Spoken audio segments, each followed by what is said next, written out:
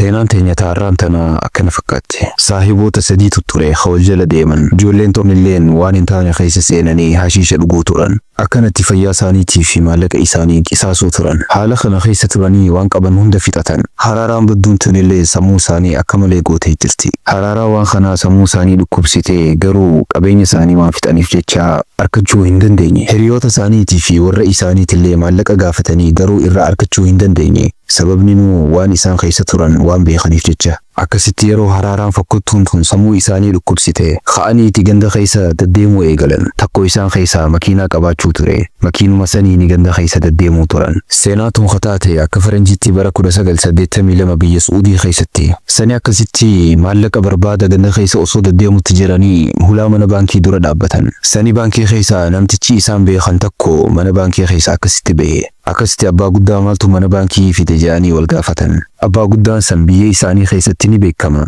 Horiidhaa fi beeyladaa gurguruun. Sanii takko isaan keessaa akkana jee. Obboleessa kiyya abbaa guddaa kanarraa kalee re'ee hedduu takkarraa bite. Sani maallaqa cheekaan kanneef. Sani abbaa guddaan kun cheeka kana sharafuudhaa fi mana baankii kana dhufe jeen. Bakka abbaa guddaa kanarraa maallaqa fudhanna jedhanii hulaa mana baankii duratti dhihaatan. Akkasitti ni amaniin. Abbaa baluu kottu seenii nutitu mana sigiisaa jedhanii. Abbaa guddaallee yeroo san makiinaa hin qabu ture. Sani abbaa guddaan san owwaa aduu jalaa bahuudhaaf isaanii hojii deeme. Akkasi yeroo makiinaa keessa seene yaa abbaa guddaa maallaqa nuu kanni jedhaniin. Innillee maallaqa ifirraa hin qabu jeen. Duba maaliif mana baankii dhufte jedhaniin. Lakkii liqiin irra jirtu ifirraa kafileeti jeen. Yeroo san akkasitti mucaan san akkana jeen. Ati kalee obboleessa kiyyaa re'ee hedduu takka hin gurgurree fi sani obboleessa kiyyaa maallaqa cheekaan siif kanne. Cheeka san sharafuuf dhufteeti maallaqa kanarraa nuu kanni jedhaniin. Innillee maallaqa kanarraa isiniif hin kannu jeen. Akkasitti abbaa guddaa kun ijoollee tanaa wajjin wal lolutti seene. Sani hangumatti mucaan haraaraan hashiishaa mataa isaa tuyxe. Makiinaa keessaa ablee takka fuudhee abbaa guddaa kana direen. Akkasitti maallaqa harkaa qaburraa fuudheeti akkasitti darbee makiinaarra. Akkasitti makiinaadhaan hanga kiiloomeetira 5 eega deeman booda isaanuu wal loluu eegalan. Nuti maallaqumarraa fuudhuu barbaanne malee abbaa guddaa kana diriis hin jenne jedhaniin. Innis duba akkamiin ta'a jeen. Hunoo maallaqa nuu kannuu dideeti. Haraaraallee mataa kiyya tuyxee jirtiiti. Humaa godhuu hin dandeetti begumaan dire jeen innis. Akkasitti isaan sadeenuu wal loluu eegalan. Sani hundi isaaniitu makiinaarraa wali bu'anii harkaa walitti seenan. Gurbaan abbaa guddaa dire san takko dhawee takko gizee harkaan irra jabaate. Mucaan hashiishni mataa isaa macheessa kun abluma abbaa guddaa dire saniin qabee saahiba isaa dire. Yeroo san saahiba isaatirraa dhiigni akkamitti yaa'u eegale. Sani gurbaan direen horrifatee makiinaa isaa qabatee achirraa dhabame. Guyyaa san guutuu akkasumatti makiinaadhaan bakka sanirraa fiigaa akkasitti deeme. Sani yeroo dachiin halkanoyte gama eerpoortii ga'e. Akkasitti makiinaa isaatirraa bu'ee dadhabbiirraa kan ka'e bakkuma bu'e sanitti rafe. Akkasitti toora halkanii kana poolisoonni dhufanii isaan marsan. Yeroo kaasaniin hedduu baarage. Akkasitti poolisoonni san maal asii goote jedhanii gaafataniin. Ani humaa hin goone je'een. Dhugaadhaati waa goote hin jenne garuu asirraa maal goote jedhaniin. Lakkii dadhabeetii karaa biyya takkaatiin deemutti jira asumaan rafuu barbaade jeen. Yeroo san poolisoonnis as rafuun hin ta'uu jedhaniin. Sababni nuu bakka kun eerpoortii waan ta'eef. Innis yeroo jechi eerpoortii ja'asan dhagee ni gammade. Yoon biyya tana taa'e yoo fagaate guyya 3 yoon taa'e na qaban jee. Biyya biraatiin ifirraa deema jee karaa eerpoortii seene. Akka nasiibaatti paaspoortii isaa if harkaa qaba. Warra tikeeta namaaf muru bira dhaqee tikeeta nama muraa jeen. Sani uummanni tikeeta muru biyya tam deemuu feeta jedhaniin.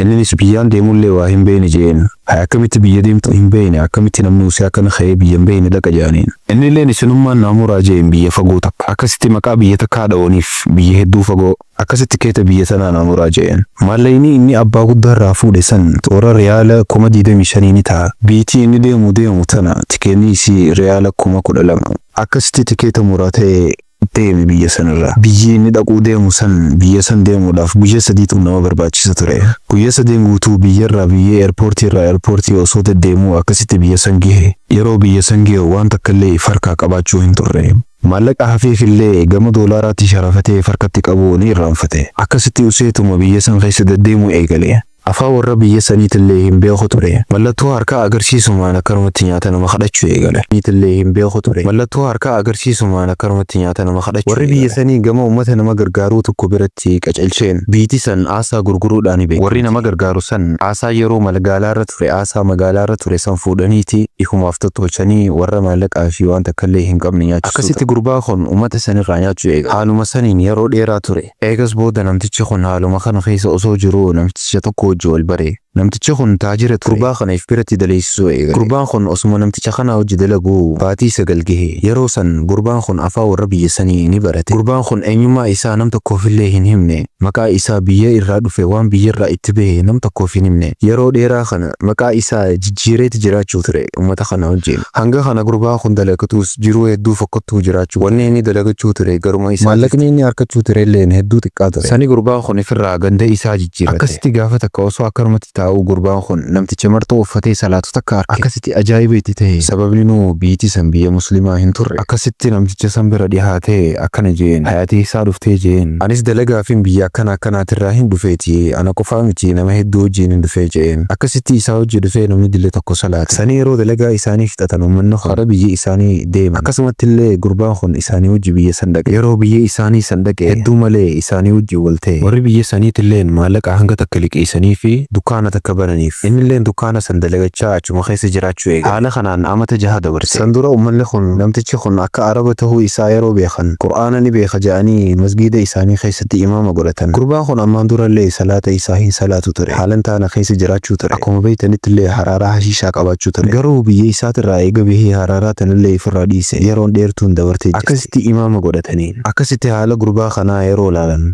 amata 6 kana keessatti namni dhufee isa gaafate hin jiru. Biyya isaatillee dhaqee hin deebine. Yeroo san akkana jedhanii gaafatan. Awaati gurbaa maal taate? Warra hin qabdu namni dhufeellee si gaafate hin jiru. Atillee takkaa biyyatee dheetee hin dhufne.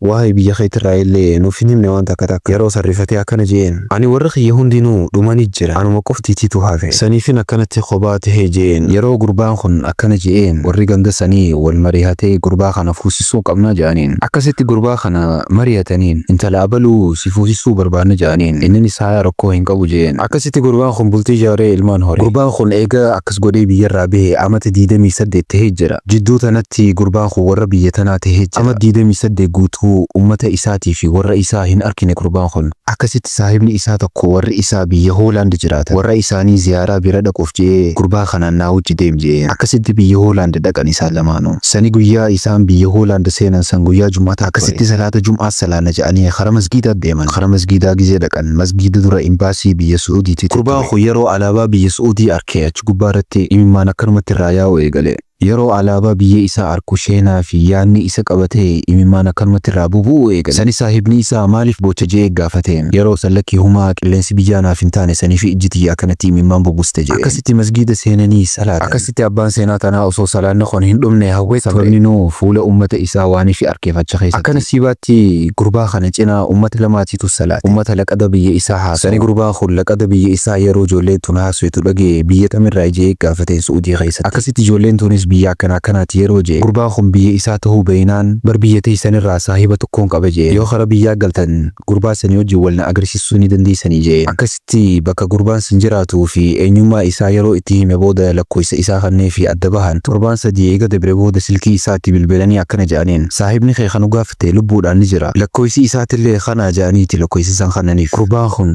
lakkoofsa kanarratti bilbilee dubbise. Yeroo dubbisu sagalee saahiba isaati. Akkasitti ati abaluudha jeen. Ani abaluudha jee. Akkasitti ana na beeytee jeen. Simbeeyne yeroo jeen. Ana saahiba keessani gaafa san akkas hojjetaani jeen. Yeroo san saahibni isaa rifatee aboo gurbaa eessatti dhabamte jeen. Bakki ani bakkuma rabbiin na geesseen deeme jeen. Aboo kottu gama biyyaa deebii jeen. An gama biyyaa deebi'uu sodaadhe lubbuu nama lamaa baaseetiin akkasitti biyyaa bahee yaadattu jeen. Saahibni isaatis aboo lubbuu eenyu baaste jeen. Abbaa guddaan dirtee fi saahibni keenya kadirteen san lubbuun isaanii hin baane jeen. Isaan lamaanuu hospitaala seenanii yeruma san fayyanii bahan. Akkasumattillee dubbiin teenya san manguddoo nu jidduu seentee wal nu araarsan jee. Yeruma san manguddoo walitti qabamtee nu araarsite jeen. Hayduba ani akkasittiin amata 28 guutuu jiruuti akkanumatti bilaash qisaase jeen. Nagayuma biyyarraa baatee ifitti taphatteetii kottu gali jeen. Akkasittiin innis gama biyya isaatti deebi'e. Yeroo biyya isaatti deebi'u dura mana abbaa isaa dhaqe. Garuu yeroo mana abbaa isaa dhaqu manni abbaa isaa san magaazana tahee jira. Akkasitti mucaan tokko dhufee dubbiseen eenyu ati jeen. Innis ati eenyu jee gaafateen. Ani abaluu ilma abaluuti jeen. Yeroo san mucaan kun akka ilma obboleessa isaatti tahee beeke. Akkasitti abbaa keenaaf yaami jeen. Yeroo san yeroo abbaa isaa yaamu nan beeyne jeen. Akkasitti anilleen sin beeyne jeen.